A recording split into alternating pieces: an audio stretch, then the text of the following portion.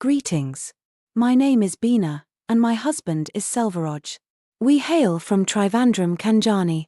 This November marks 26 years since our marriage. For 25 of those years, we faced challenges in having children. We explored every possible treatment and consulted nearly every doctor in Trivandrum. In 2022, I underwent surgery, during which we learned that both of my ovaries were non-functional. The doctors then referred us to another hospital for IVF treatment. Upon examination, the doctor informed me that I was not ovulating and that any IVF procedure would require a donor. He advised us to fill out a form if we were interested. We completed the form but chose not to dwell on it further, as our financial situation was limited.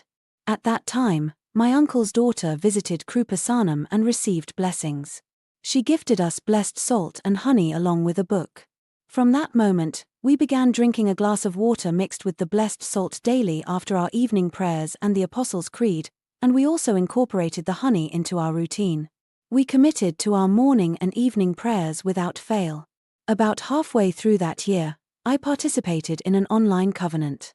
In November, we celebrated our 25th wedding anniversary and returned to take the covenant. Unfortunately, we arrived late and left without completing it, but we continued our prayers and purchased Krupasanam papers. We resolved to return the following month, but circumstances delayed us until January. On January 17th, we arrived here and made the covenant. After 5 days, I began to feel some discomfort. I never considered that it could be related to pregnancy, especially since I am 42 and my husband is 51. With little hope, I started taking gas relief tablets.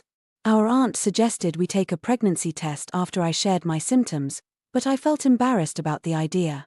Eventually, I went for the test because of her encouragement, though I was hesitant to check the results.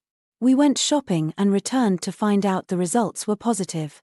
At that point, I was 7 weeks along. We visited a doctor for checkups, and during the 2nd month scan, everything appeared normal. However, during the 3rd month scan, we were informed it was a high-risk pregnancy. Initially, we went to a private hospital, but due to the high costs of tests, we decided to go to the SAT hospital in Trivandrum.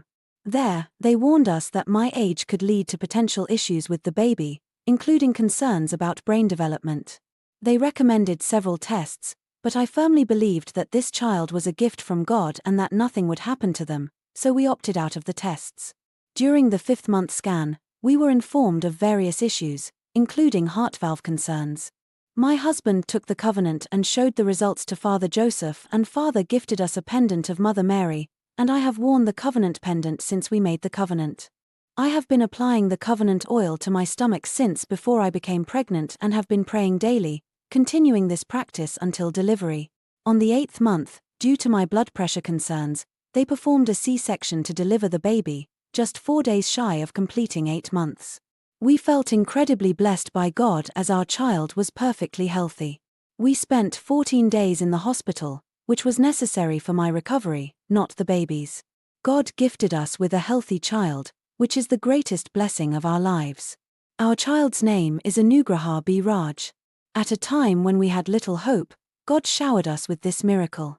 Every month, my husband visits to purchase newspapers and distribute them, and we renew our covenant every 3 months.